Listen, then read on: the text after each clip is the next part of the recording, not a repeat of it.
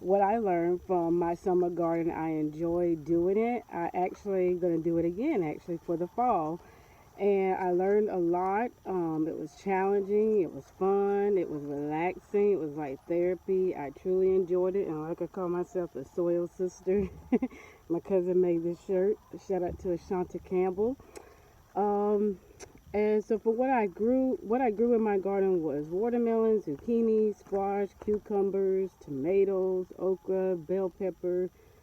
Did I say tomatoes? Watermelon and cantaloupe. And so I'll try to go ahead and get straight to the point because I don't want to make this video too long. So I got 5 lessons that I learned from my gardening, guys. Lesson one: bigger is not better. And for you ladies, if you are thinking dirty, your mind is dirty and you need to be ashamed. So bigger is not better. One example of that was my zucchini and my squash and my cucumbers. There were many times that I had some huge ones. You can see them on my Facebook page in the pictures. I had some huge ones. When you cut into those things, they were bitter, they were nasty. You definitely couldn't eat those. So bigger is not always better. And one thing about it, the reason why they got so big is because they were hidden underneath. Usually, they were usually on the bottom.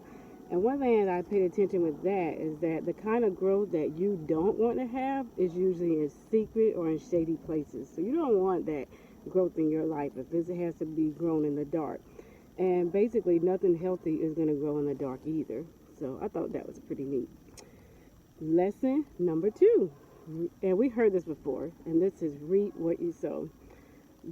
Whatever you sow into the ground or whatever you sow into your life, whether it's a goal or any type of thing, you're going to reap what you sow.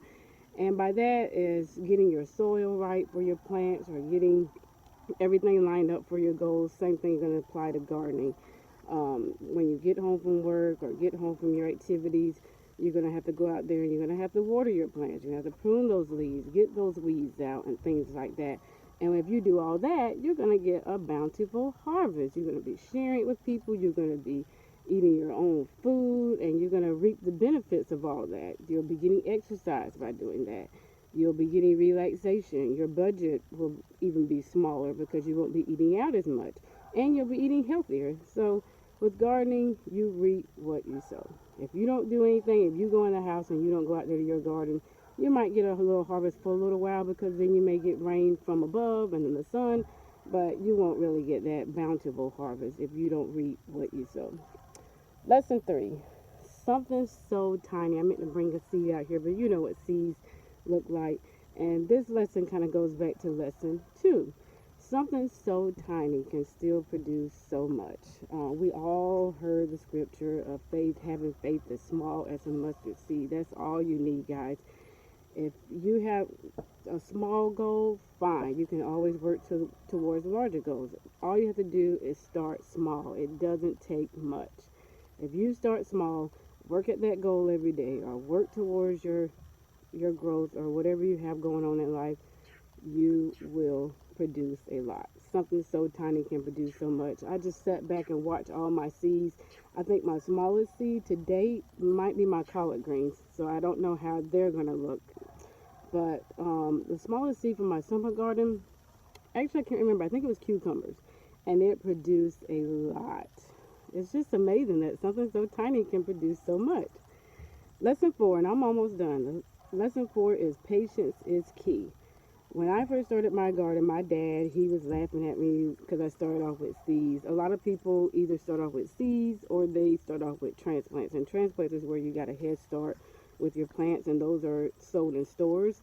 I didn't want to start off with that. Nothing against starting off with transplants. I wanted to start off with my seeds because I wanted to see what the process would look like. And boy, it was fun just watching my plants sprout and just grow and develop into so much. And you have to just have patience with your garden. Good things take time. Have you ever noticed that? Good things in life take time. They're going to grow in their own time. Just be patient with your plants. Be patient with your goals in life. Be patient, patient, patient. And then when that thing happens or the growth happens, you can just look back at that thing and you can just say, wow, that's amazing. I'm so glad I was patient. So that's all you have to do. It's not going to be perfect. You're going to learn lots of learn from your mistakes and things like that, but you just got to sit back and you got to have patience.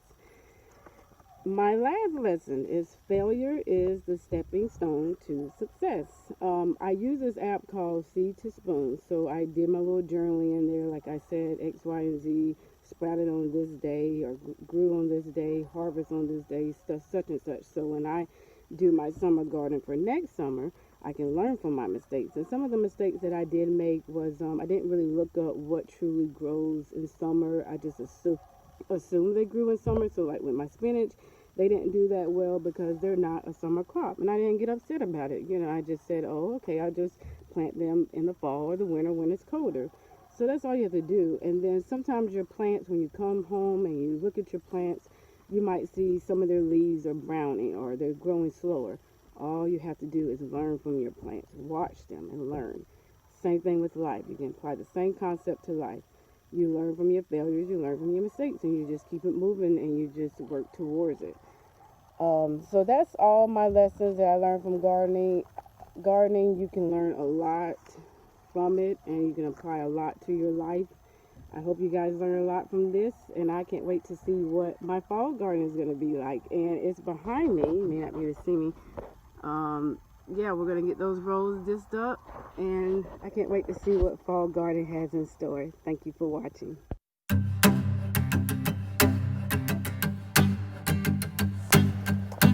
Okay, guys, I had to get back on because I left a sticky note in the house, and so I have 6 lessons that I learned. The sixth lesson, this is important: companions matter.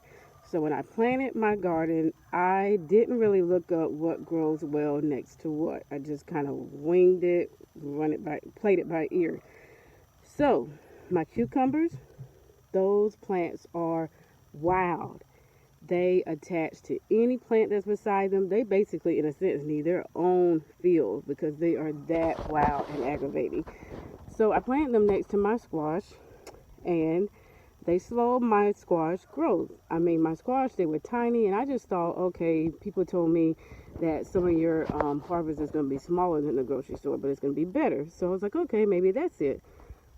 I'm telling you, when my cucumber plants were done with their harvest, I went ahead and snatched them up because they didn't serve any purpose there. I mean, they had already died. Same thing with people in your life. If they're not serving a purpose in your life, you need to get rid of them because they could be hindering your growth. And guess what happened to my squash plants when I removed the cucumber plants?